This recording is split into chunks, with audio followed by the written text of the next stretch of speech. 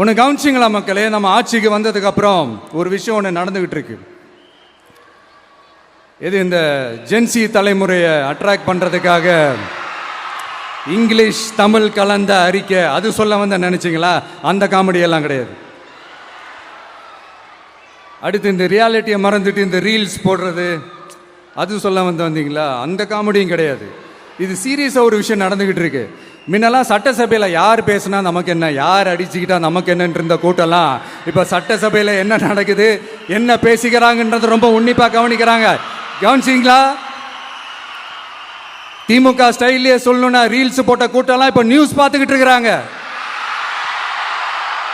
அதில் நமக்கு சந்தோஷம் தான், பெருமை தான்.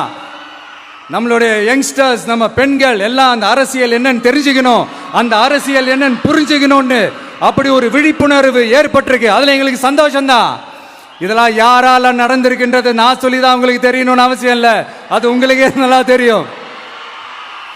இப்படிப்பட்ட நம்ம தெய்வங்களை, இப்படிப்பட்ட நம்ம மக்களை தற்குறின்றது இன்னமும் சொல்லிக்கிட்டு இருக்கிறாங்க. நான் காஞ்சிபுரத்தில் சொன்னதை தான் இங்க நான் திரும்பவும் ரிப்பீட் பண்றேன். நீங்க தற்குறின்னு சொன்னீங்களே, அவங்க தான் உங்களோட அரசியல் வாழ்க்கையே ஒரு கேள்விக்குறி ஆக்கி இருக்கிறாங்க.